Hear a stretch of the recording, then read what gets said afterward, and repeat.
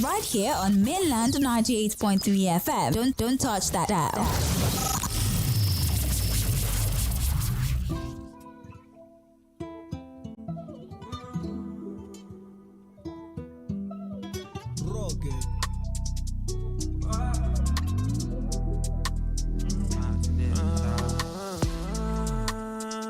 I know they like the girl. If you get the girl, then it's no big deal.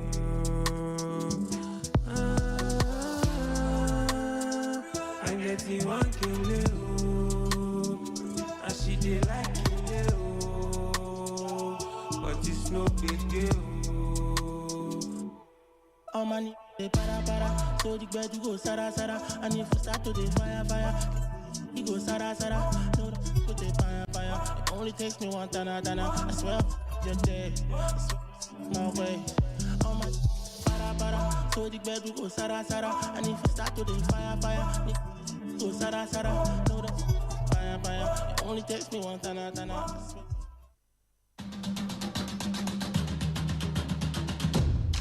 Hello there, your number one sports show on radio, Sports Cruise, from 6 to 7 p.m. every weekday, only on 98.3 Mainland FM. Sports Cruise, 6 p.m. Fire, give me reason, take me higher. Celebration. Sport Cruise, 6 p.m. weekdays on 98.3 Mainland FM. The cruise never stops. We all say when I get older, I will be stronger. They'll call me freedom, just like a waving flag.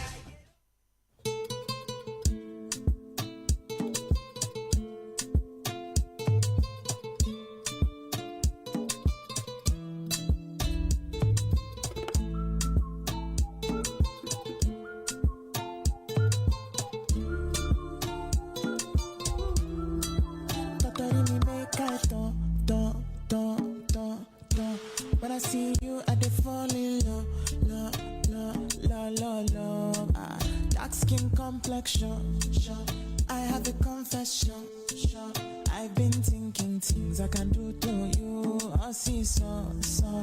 Oh baby, my chérie, rendezvous ce soir. Make I show you something. Make I give you something. Why now I always you get innocent face, but you look like a problem. Me, I like this problem.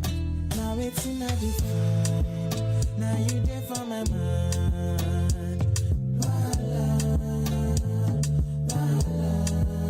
Prepared like a naruto. Spin around like a tornado. Voila. Oh, voila.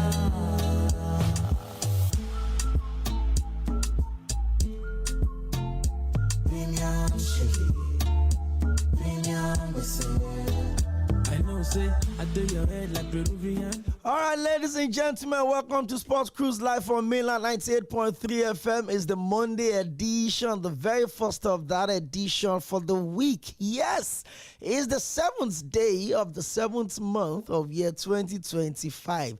They say 7 stand for perfection, and that was what the Super Falcons did yesterday against Tunisia in their opening Women African Cup of Nations, as they delivered a standard classic performance befitting of 9-time champion.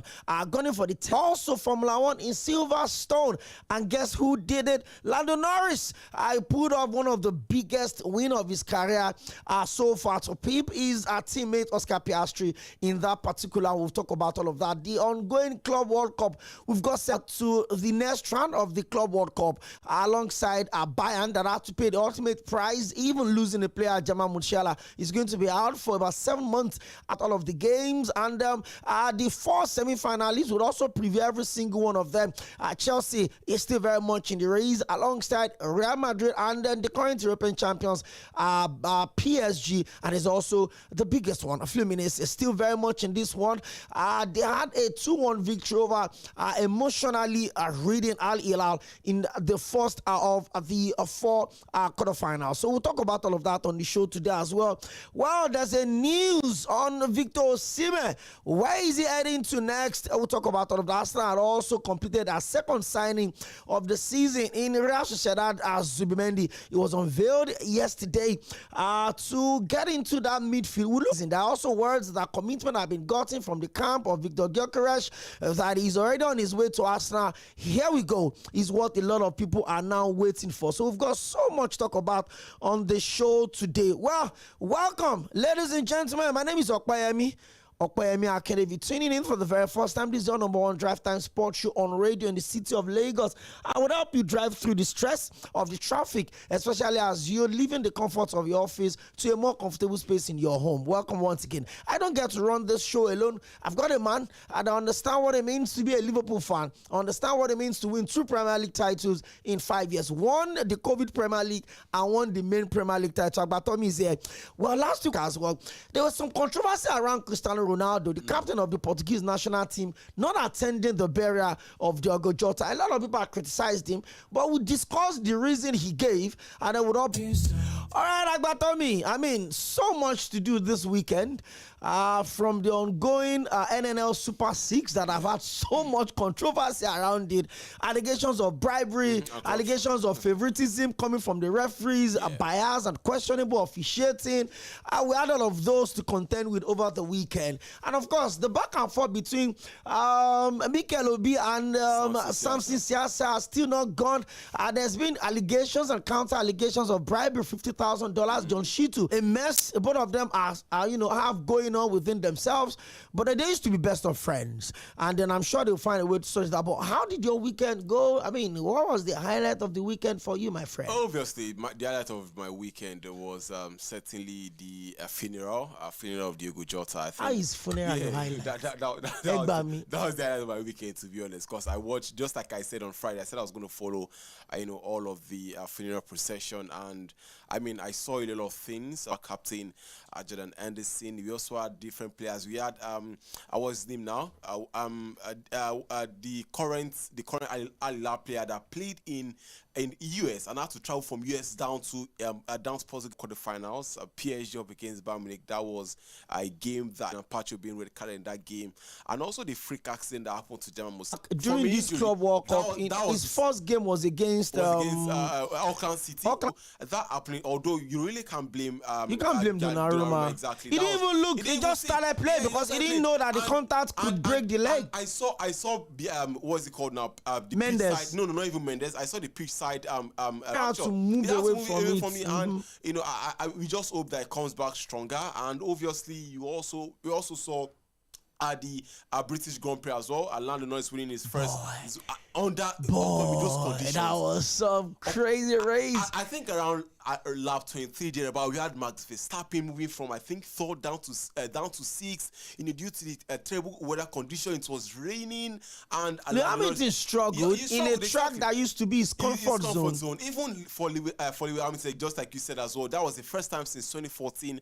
I know that one fought as well, and I mean, okay, I mean, you also take a look at the strategy of McLaren this season. Want to.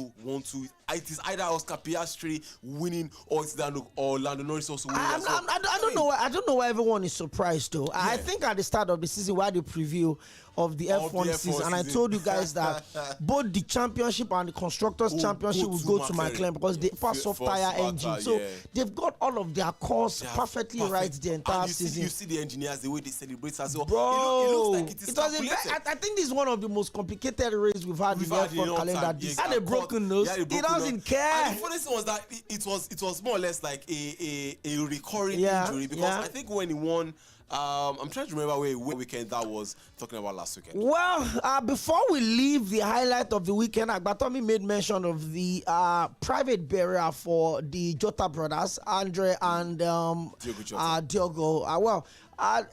When his death was, someone posted on the group, and I'm like, wait a minute, what kind of joke is this? I immediately went on X and I saw it, and one of the first billion likes with almost 400,000 comments. It was a long soul-touching tribute that was written in Portuguese, but it was also translated to English. So I read through it, and you can't deny the fact that he respected his teammates, being the captain of the national team. But there's been a lot of issues around conscious decision not to attend in order to avoid the media attention that could distract from the intimate and respectful nature of the semblance. Both parties agree that his public presence could turn a moment of mourning into a spectacle, and therefore decided it was best for him to stay away. I mean, the burial was held in a city of less than 200,000 people, and you'd imagine what Cristiano Ronaldo's presence in that place would have been. Jumping over the fence, cameramen, they just took everybody's distraction. So imagine that situation. I saw the pictures you saw, brothers. Yeah, exactly. It was pretty emotional. The players were crying. I mean, you could see all of that. So imagine a Cristiano Ronaldo in that scene. The paparazzi will not care if it's a barrier. So, okay, I mean, talking about that. When Djokovic wife went to receive his body at the what's it called now, at the mortuary, exactly, at the morgue. Now, you do believe that a fellow journalist like you and I. No, are you sure? Yeah. No, I'm not. They are journalists now. I have sense. I don't understand. So, okay. So, Cristiano Ronaldo, I think in the next 2 weeks, is set to have an audition right there in Asia. Okay, I mean, that event has been one of the athletes that has one of the best street credibility. Now, imagine Ronaldo is the most followed human. Understand? How will he feel? So I feel that was the best decision for Cristiano Ronaldo, because him coming to that event is going to overshadow that event. A lot of people, even mourners, who want to take a picture with him. So agenda would always agenda. The fact that I mean, Ronaldo gets into that place and he changes the atmosphere. Everybody is running around. Paparazzis are flying. They are looking for every interpretation. I'm very sure journalists will start asking him about his Al-Nassr's chances of winning. His news, exactly. So I understand. And like I said, his post about the Jota, the picture. Ronaldo has 660 million followers on Instagram. Are you joking right now? Even more than Instagram itself. Yes. So if he gets into that place in a country of less than 200,000 people, the entire community, everybody would come to the venue of the burial. Another of my opinion is public appraisal doesn't matter. As far as he knows what he's doing, and he reached out to the wife. Pay last respect to your teammate and all of that. But whether you like it or not, I'm very, very sure he must have supported Ronaldo. See, Ronaldo can, if Ronaldo donates his 1 month salary to the Jota's family, exactly, it will eclipse the 2 years contract that Liverpool have paid. So I'm sure that all of these people just imagine Cristiano Ronaldo coming to the studio to do what? I'll not be in that studio now. They don't go allow you to come outside. My guy, ordinary. Apologies for using the word ordinary. Lega is my friend. He knows that. Lega came into the studio. We finished show. We went outside. Everybody, I was like, wait a minute. He's Lega now. You know. But I really understand though, and I'm sure a lot of people also understand. Maybe it's just about the agenda, and you just wanted to put some of those things out and all of that. But hey, we still hope, because I'm waiting for Liverpool's first match of the season next month, and it's going to be at Anfield. It's going to be the most emotional task. So nobody would wear that jersey except his children, except any of his kids choose to play ball. And then maybe they can just come up onto that. And that's some massive level of respect. It's not an English player. Exactly. He's not a product of the academy. He didn't grow with them. He got transferred from Wolves. But he's been so loved. So loved.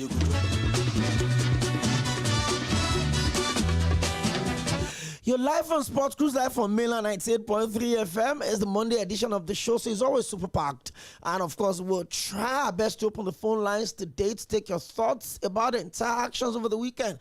But let's start from Formula 1, the British Grand Prix. Lando Norris is a Silverstone race winner after teammate Oscar Piastri collected a penalty for safety car controversy involving Max Verstappen. And Nico Hülkenberg drove extraordinary race to finish third F1 start.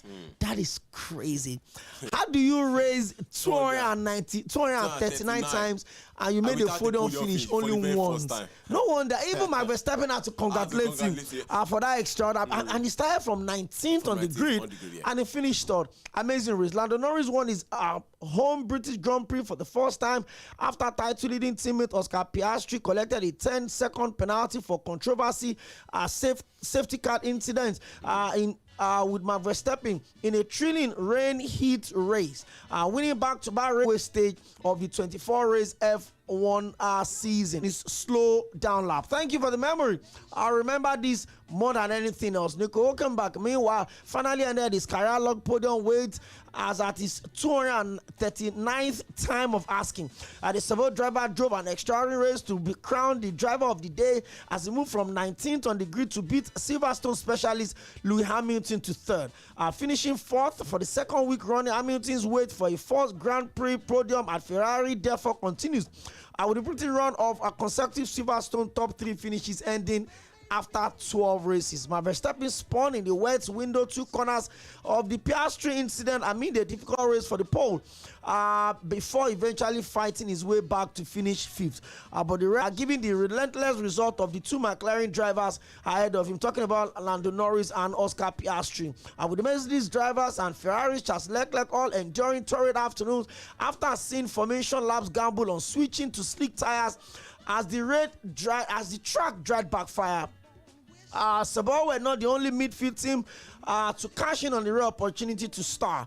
Perez Gasly claimed Alpine's best result of the season in 6th with a late pass on Aston Martin's Lance Stroll, who has run as high as 3rd, but eventually closing and losing it on 7th. So let me run into the top 10 as it ended in Grand Prix Silverstone yesterday. Lando Norris of McLaren finished first, followed by his McLaren teammate Oscar Piastri and Nico Hülkenberg of Sᴘᴏ making his first podium finish after 239 races. Lewis Hamilton of Ferrari finished 4th. Verstappen, the defending champions of Red Bull, finished 5th. Perez Gasly of Alpine finished 6th. And Lance Stroll of Aston Martin, Alex Albon of Williams, Fernando Alonso of Aston Martin, and George Russell of Mercedes completed the top 10.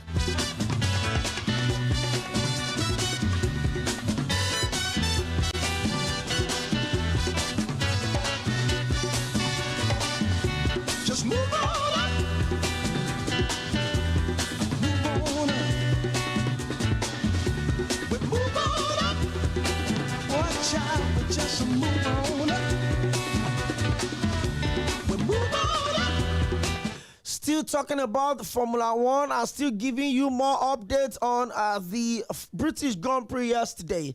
Lando Norris has been warned that rival Oscar Piastri will use his harsh penalty at the British Grand Prix as fought to fire his World Championship bid. Norris is just 8 points behind Piastri at the midway stage of the season, following the British driver's maiden win at home turf at a rain-lashed Silverstone. Norris delivered a composed performance before taking advantage of Piastri's 10-second sanction for his erratic braking behind the safety car. Piastri felt done by the steward's verdict, but McLaren team principal Andrea Stella expected the Australian to bounce back from the punishment. I have to say that the punishment was super harsh and very, very harsh on Piastri after he oversaw McLaren's first victory at home race in 17 years. There are few things to review, but in itself now the penalty has been decided and has been handed down, and we'll move on. It's an in-house thing. It's still 1 versus 2 or 2 versus 1. It's still McLaren's to lose. We'll see if there's anything to learn on our side. But let me bring you into this conversation real quick before we talk about the Super Falcons' outstanding performance yesterday against Tunisia. It looked like the F1 this season. This is race day 12 in Silverstone, and of course it's a 24 race calendar. So we've got into the halfway of the season, just like we're already in the halfway of the year as well. 69 points away from the defending champions, Verstappen. Smart. I mean, the form that the McLaren drivers are on right now, it's a crazy run. They got just 9-point finish, if not both of them 1-2, 1-2. Is the F1 season done and dusted, or there's still a lot to fight for? 12 races to go. Still very technical races, by the way. But hey, from your own assessment, look at the McLaren drivers. Both of them, they're in the form of their life. But do you think Verstappen can still stage a comeback with 12 races to go? Well, it's not a race. It's a marathon, really. And just like we said, as we are already at the halfway stage. The 12th out of 24. No, if you say it's not a sprint, it's a marathon. It's a get 25 points. Maximum points. Second is 19. Second is 19. Third, I think third is 18. Third is 16. Third is 16 exactly. Go on. So I mean, you now take a look at They are 69 points, rather, Oscar Piastri is 69 points ahead of the world champion in Max Verstappen. Okay, you take a look at, you now begin to calculate the number of points Max Verstappen can get in order for him to close down the gap on them. Okay, this thing is simple. We also saw it as well last season during the 2024 Formula 1 race season as well. The fact that McLaren just came up with a strategy, they came up with a new engine. We might have Red Bull come up with a new engine, or maybe going into a partnership with a brand new engine. So there's and that can give Max Verstappen the chance also. There is even another report that Mercedes. That not Mercedes Okay. now. That Red Bull are behind in their 2026 car model because from the end of this season, a lot of new rules are coming into the F1 calendar. So the problem may not end this season. Okay. And now Mercedes is secretly cutting Max Verstappen to the point that he had to come out and publicly, pledge his loyalty that he wants to end his career with as a Red Bull driver. But now he's trying to now get his future in Ferrari. Exactly. So, okay, man, apart from this, don't also forget as well that there's also a contract fiasco currently holding at Mercedes due to the fact that George Russell has not had his contract renewed. It feels like they are delaying because of Max. Because of Max Verstappen. And if Max Verstappen comes in, Max Verstappen automatically becomes the lead driver. Are you joking? Before Uncle? You're saying that Kimi Antonelli is going to drop by the wayside. That one is certain. And George Russell will only be relegated to the reserve driver. Okay, we take a look at all of these things. The drivers' championship or the constructors' table. See, okay, I can categorically say that the constructors' table competition is done and dusted. I don't see any team, maybe Mercedes, maybe Red Bull, that can get to win the constructors' table. Where I think the fight is I think the drivers' championship, and with just 69 points away from Oscar Piastri, I think Mercedes, and you can now see a proper competition. Okay, we don't forget as well that I think during that was 2022. We had a proper race between Max Verstappen as well as Lewis Hamilton. Lewis Hamilton was leading him at some point. What is a proper race? When you are of Silverstone. Okay. If you listen to this show, if you followed my, conversation around F1, you know me. I'm a 1000% Azerbaijan boy. I love Baku. I'm not a fan of Silverstone for obvious reasons. I think the fans are too involved in the race. They're too close to the racetrack. Which is more difficult, the British Grand Prix or the Chinese Grand Prix? That's quite difficult. Don't forget the Chinese Grand Prix. The race is close. that's crazy. Tough. It would have been easier if you had said the Japanese Grand Prix, right? Because they have night race over there, exactly. And there's a lot of things. But the Chinese Grand Prix is also because five teams can't stay power. No, they can't. They can't be on that. So the grid arrangement for China is different from every other of the 23 racetracks. That's where it's more or less like you are getting maybe a plus 5 seconds or plus 10 seconds advantage. So okay, and it now begin to look like we have 12 races before the end of the Formula 1 season. How many can McLaren win? How many can Mercedes win? How many can Red Bull win? How many can Ferrari? See, let's be sincere with ourselves. Is yet to win a race this 2025. He's yet to make a podium finish. The only one he had was a sprint. It was a sprint. The highest he would have made a podium finish yesterday, yes, if not for Hülkenberg. Exactly. The highest he has now got so far was P4. He now begin to take it. Okay, even at the recently concluded British Grand Prix, we had the likes of Charles Leclerc, Bortoleto, that's a Brazilian driver, Liam Lawson, all of them, they had to retire from the race due to the barrier as Lando Norris. But I just think that Max Verstappen can maybe do his wonders of magic, and then might probably see a 3-horse race towards the end of the Formula 1 season. Well, let's see how it goes. Enough of F1. Let's take a very brief break. When we come back, we'll talk about the Cʀᴜⴛ at the performance yesterday. Of course, we'll give you a sound bite on all of the goals they happened yesterday of stage, and then she opened his coin in the 4th minute, and of course, there were debut goals. What a goal it was. I mean, Tunisia for chopped like 5 or 7 yesterday, and I think those are the issues that we need to work on. Yeah. Ashley Palmer was a solid. She's so good on the ball. Our crossing is good. She's so brilliant. We'll analyze all of those when we come back from this very short break. But when we come back, we'll return first off with the breakdown of all of.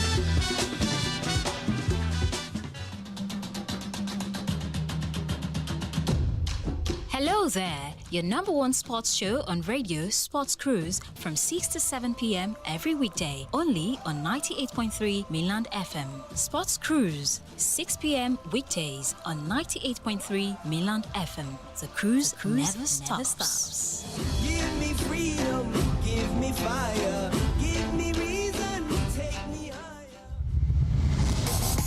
Hello, my name is Godwin Enoch and I'm a broadcast journalist. Yes, my friend will tell me that I am a sport administrator by accident. Listen every day of the weekday to Sports Cruise on Mainland FM. God bless you. To take an early lead, we saw a blisteringly star goal in Rabat last night. Swung in it goes, and it is in the back of the net, and there were just 4 minutes on the clock. And Nigeria's Super Falcons have scored already. Asisat Oshuala celebrates the goal. Who else? Well, there was a fairly routine delivery into the area which Tunisia simply did not deal with. And a woman who has already won 3 WAFCON titles, showing her intentions very, very early on as well. And how she enjoyed that goal as well. Look at the smiles. Look at the celebration as well. You can see the ball coming in. Cʀᴜɪnᴜ, your thoughts? I think it's a good start. It was a good delivery from Babajide, and Assad was just at the right place at the right time. You know, Ashley had missed, and then Assad was just behind Ashley Plumtree. It was a good finish, good start. Hold on to the Women's Africa Cup of Nations trophy.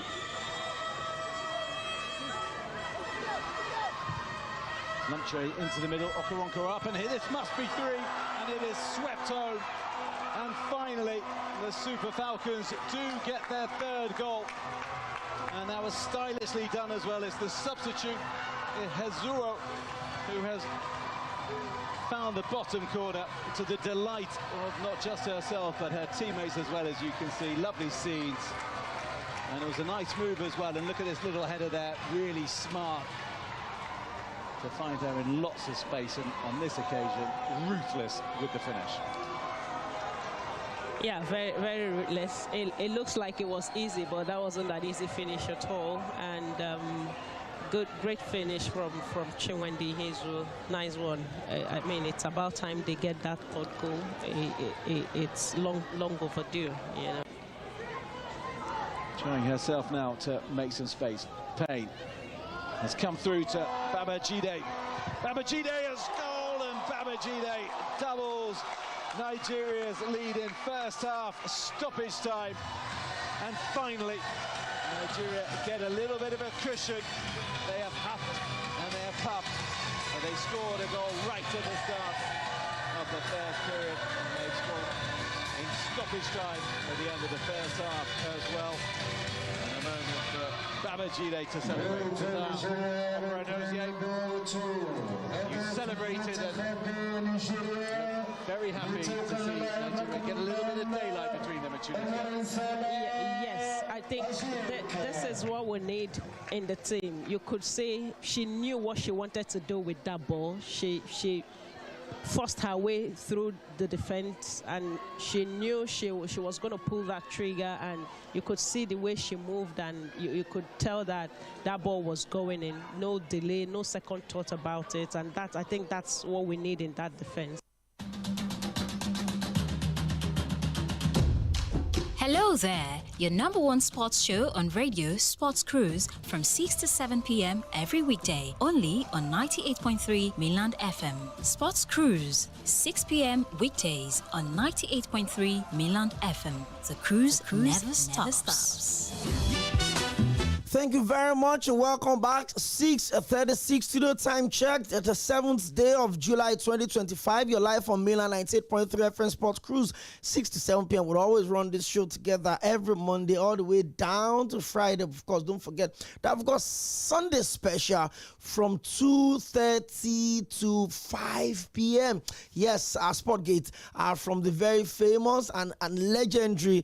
I mean, he was the man show with us. So from Friday, Sport Banter is being changed to Sport Gates, and on Sunday, 2 to 5, 2:30 to 5 p.m. That's 2.5 hours of sport on radio. Don't miss that for anything in the world. Yes, let's talk about the Super Falcons. Nigeria kicked off their quest for a record-extended 10th Women African Cup of Nations title with a confident 3-0 victory over Tunisia in Casablanca.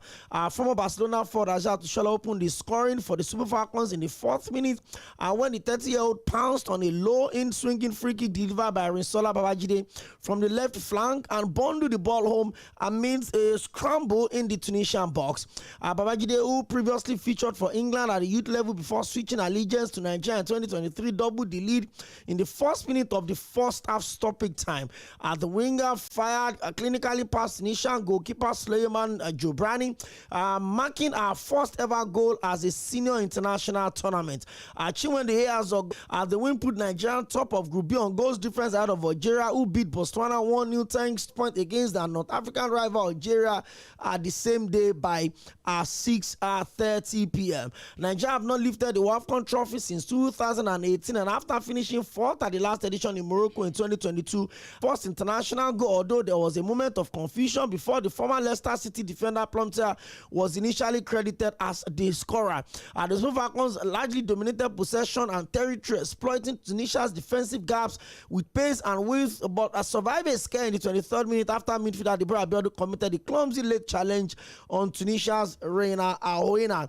However, the Burundian referee Sᴘᴏ Iratung got up time and paid tribute to Diogo Jota, the Liverpool forward who died in a car accident last week Thursday, with our goal celebration. There was still time for the West Africans to threaten again before the break, and Plumter put the ball in the net from a corner, but had an effort ruled out for a foul following a VAR review. Tunisia put in a spirited second half, but Nigeria remained in control, and the Super Falcons experienced later let off, and when the North African subs to the Alezo wrapped up the scoring leads to give Africa's top-ranked side the perfect start to the tournament in Morocco. Agbatomi, the Tunisians were bragging on Monday that they've got the Super Falcons to beat. Hey, what a way to start. Well, what a way to start, exactly. What a beautiful, beautiful outing from the girls. It was at the 2008 WAFCON, where the game also ended in a goalless draw. And yes, a lot of people also expect that when I mean, teams like Super Falcons face teams like the Tunisians as well, that it's going to be a wide in leaps and bounds. And what a beautiful game we saw, 3-0 Aźa Oshoala, coming to the biggest of stages, maybe not the biggest of stage, but the biggest of stage in the continent, to score our first goal after a long while. We also had Rinsola Babajide, getting our drastic doubling the lead for Nigeria, and Chinwendu is also getting the 3rd goal as well. But a lot of people kind of made controversy about how we also cease to forget that Rinsola Babajide played for Liverpool. She also donned the same number 20 jersey that Diogo Jota also donned. And she's always she idolized Diogo Jota. So I mean, I really don't understand why people decided to cause a controversy out of that. But Shola actually wrote Peter Ofai's name on her wrist.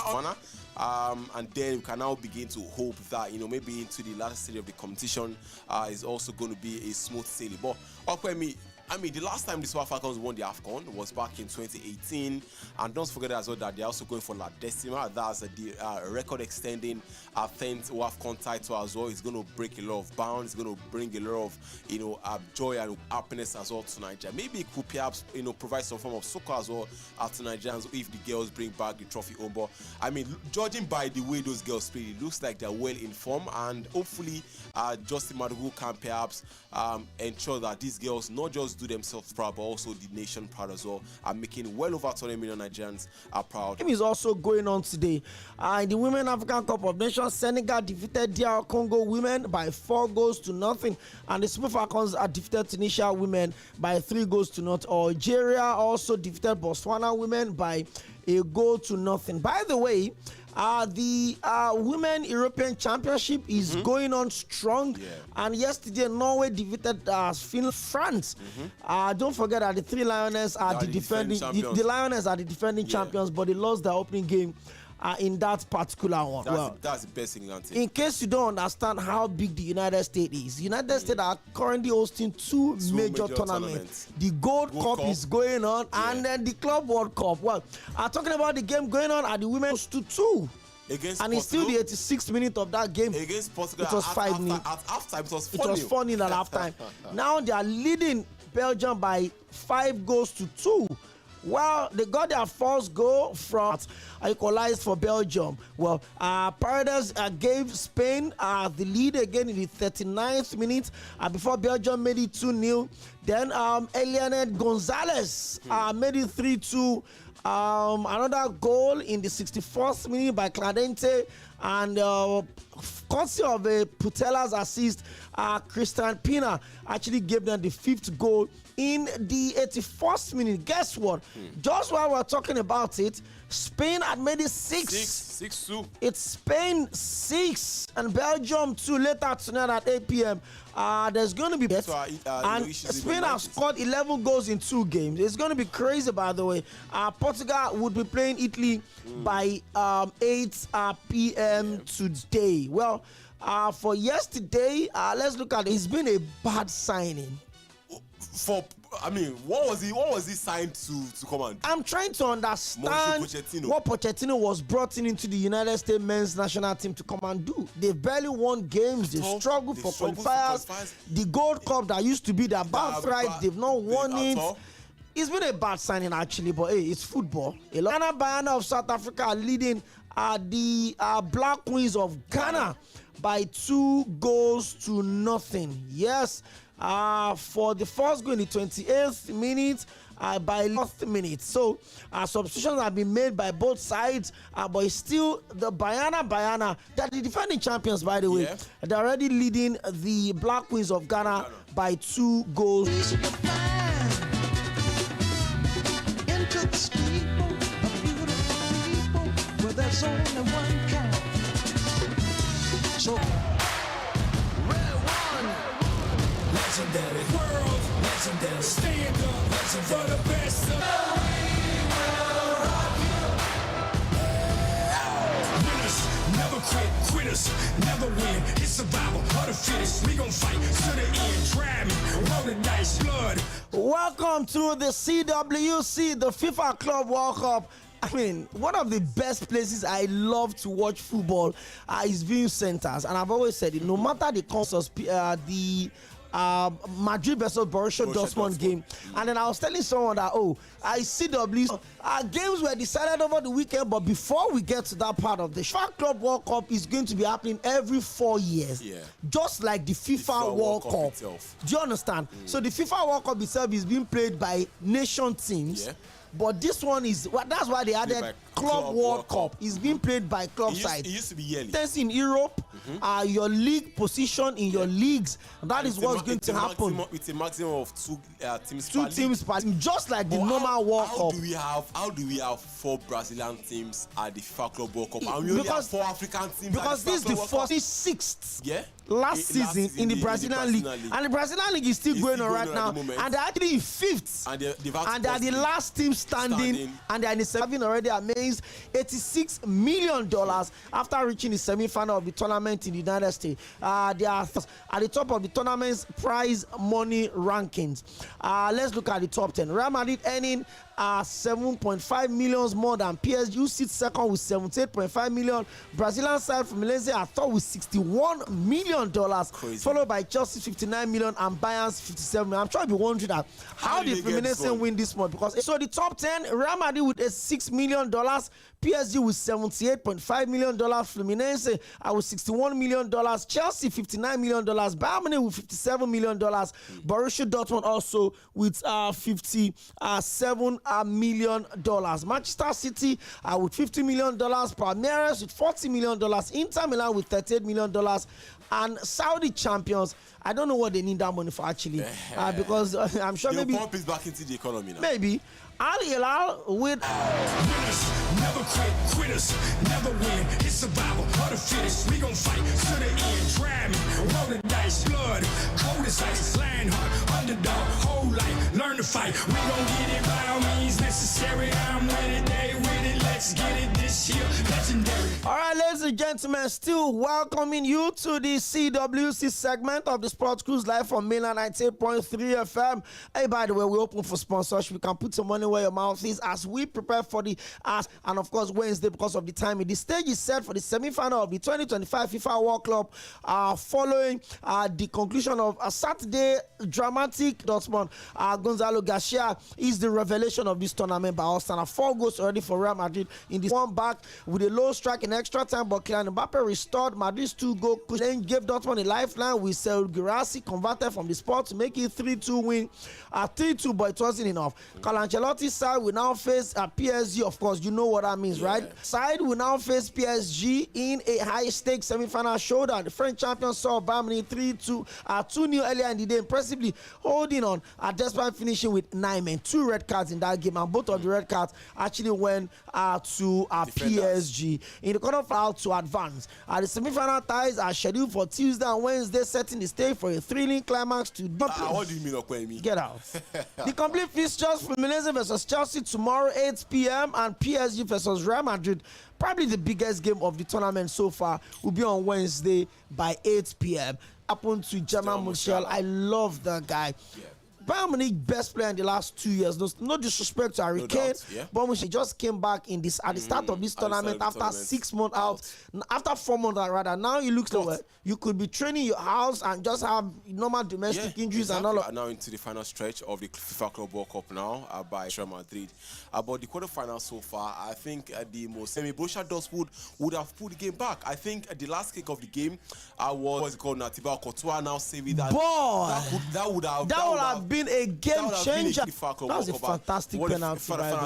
Club World Cup rather as giving us a lot of excitement. I mean, the summer would have been boring without any footballing action as well this summer.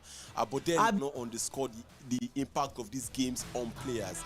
They need rest. They need more rest. So Man United today commenced. I mean, how many weeks, how many days are these players allowed to rest? A lot of people want to argue that they are being paid heavily for this. You know, they are being compensated due to the heavy salaries they get, the huge paycheck they also get as well. These guys need to rest in order for us to save football, and that's the message that a lot of football coaches, a lot of players have been trying to pass around. They just need to rest. Well, talking about rest, there's also money on board.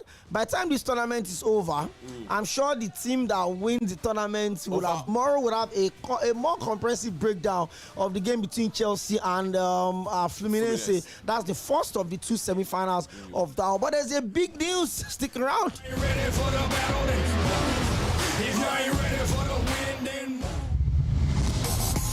Hello, my name is Cʀᴜɪ紛 and I'm a broadcast journalist. Yes, my friend will tell me that I am a sport administrator by accident. Listen every day of the weekday to Sports Cruise on Mainland FM. God bless you.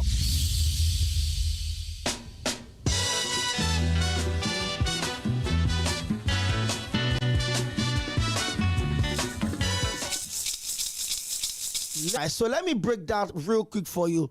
Osimhen in Turkey for another 1 season. By and by, just move on up. There's been talks, there's been questions, there's been, puzzles. Why not Victor Osimhen? Why is Inter Milan not buying him? Should he go to Saudi Arabia? Oh, let him remain in Turkey. Oh, he should stay back and respect a journalist who is pretty close to the global star.